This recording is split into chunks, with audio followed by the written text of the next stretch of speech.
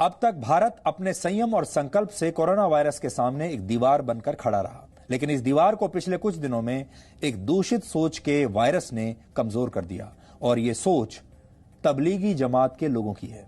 देश के 14 राज्यों में तबलीगी जमात के 647 लोग अब तक कोरोना पॉजिटिव मिले हैं, जो देश के कुल मामलों का करीब 30% है। सोचिए, पूरे देश में जितने मामले हो रहे हैं उनका 30% एक ही जगह से, एक ही विचारधारा से आ रहा है। गुरुवार को करीब 500 नए मामले आए थे, जिसमें से लगभग 60% मामले अकेले तबलीगी जमात के लोगों के थे।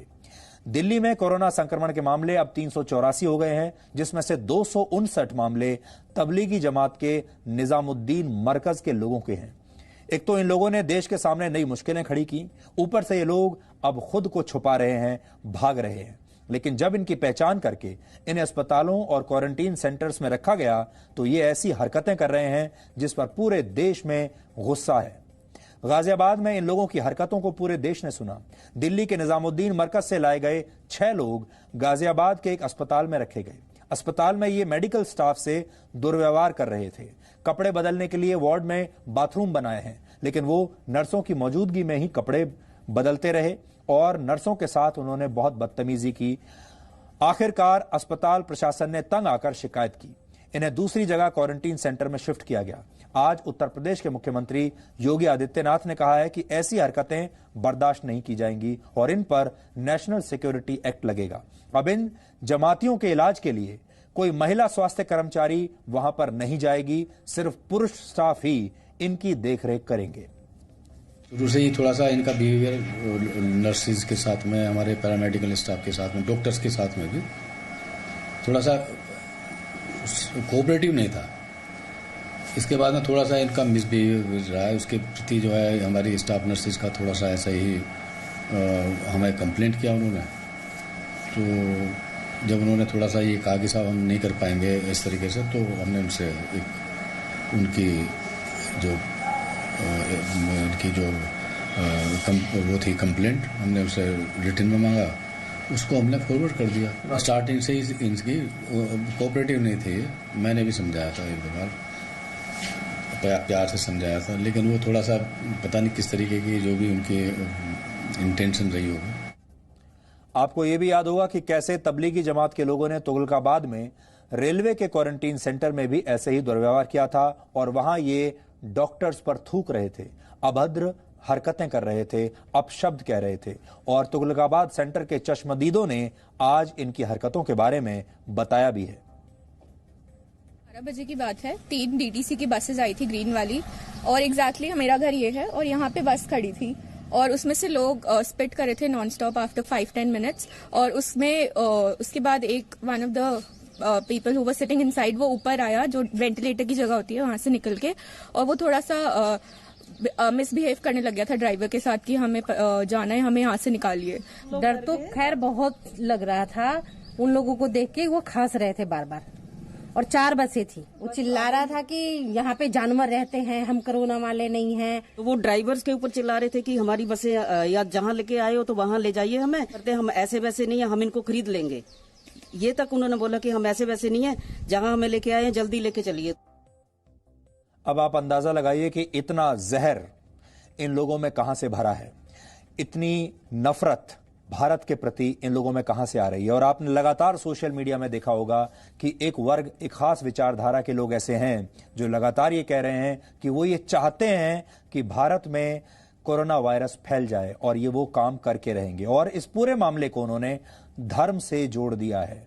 इसलिए ये इस विचारधारा के लोगों के लिए एक ऐसा समय है जब ये पूरे देश के सामने एक्सपोज हो गए हैं, पूरी दुनिया के सामने ये एक्सपोज हो गए हैं। आज भी बहुत सारे लोग अपने आप को धर्मनिरपेक्ष बताने के लिए, अपने आप को सेकुलर बताने के लिए इन लोगों का साथ दे रहे हैं, और वो कह रहे हैं सिर्फ इनके धर्म की वजह से और इनके विचारधारा की वजह से कि आप इन्हें निशाना मत बनाइए। लेकिन ये लोग वाकई में देशद्रोही हैं। जो व्यक्ति इस समय कोरोना वायरस की लड़ाई में इस देश का साथ नहीं दे रहा, वो देशद्रोही नहीं होगा तो और क्या होगा। ये भारत की सहनशीलता है कि ऐसे लोगों को बर्दाश्त किया जा रहा है धर्मनिरपेक्षता के नाम पर, लोकतंत्र के नाम पर, फ्रीडम ऑफ स्पीच के नाम पर। इन लोगों की जान अब भी बचाई जा रही है। ये लोग भाग्यशाली हैं कि ये लोग भारत में रहते हैं। दुनिया के दूसरे देशों में ऐसे लोगों को बर्दाश्त नहीं किया जाता। और एक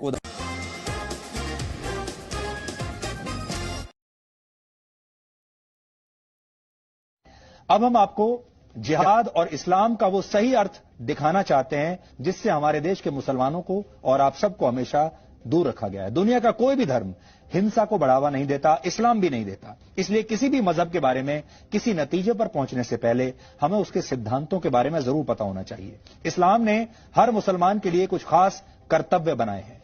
इन्हें इस्लाम के 5 स्तंभ कहते हैं। इस्लाम का पहला स्तंभ है शहादा, जिसका शाब्दिक अर्थ है घोषणा करना या गवाही देना। हर मुसलमान का कर्तव्य है कि वो इस बात की घोषणा करे कि अल्लाह के सिवा कोई और परमेश्वर नहीं है, यानी वो सिर्फ और सिर्फ अल्लाह में ही अपना भरोसा रखेगा। दूसरा स्तंभ है सलात, फारसी में इसी को नमाज भी कहते हैं। इस्लाम कहता है कि हर मुसलमान के लिए दिन में 5 बार नमाज पढ़ना जरूरी है। इस्लाम का तीसरा स्तंभ है ज़कात, आप इसे साल में 1 बार किया जाने वाला दान भी कह सकते हैं। हर मुसलमान के लिए जरूरी है कि वो अपनी आय का, अपनी आमदनी का एक हिस्सा जरूरतमंदों को दान जरूर दे, चैरिटी करे, अंग्रेजी में अगर आप कहें तो। इस्लाम का चौथा स्तंभ है सौम, इसे रोजा रखना भी कहते हैं। इस्लाम में कहा गया है कि रमजान के महीने में हर मुसलमान के लिए रोजा यानी व्रत रखना जरूरी है। हिंदू उसे व्रत कहते हैं और इस्लाम में उसे रोजा कहा जाता है। और आप लोगों को पता भी होगा इस समय रमजान का ही पवित्र महीना चल रहा है। इसी तरह हज को इस्लाम का 5वां स्तंभ माना जाता है। हर मुसलमान का यह कर्तव्य है कि अगर वो मक्का जाने का खर्च उठा सकता है तो जीवन में कम से कम 1 बार उसे हज जरूर जाना चाहिए। यह तो हुई इस्लाम के 5 स्तंभों की बात। जिहाद को इस्लाम का 6ठा स्तंभ माना जाता है।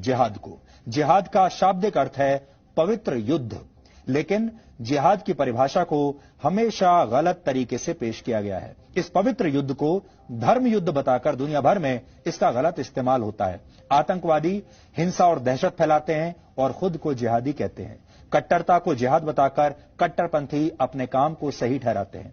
आज हम आपको ये बताने वाले हैं कि कौन से काम जिहाद की श्रेणी में नहीं आते। आप इन्हें नोट कर लीजिए ताकि जिहाद के मामलों में आपके तर्क मजबूत बन सके।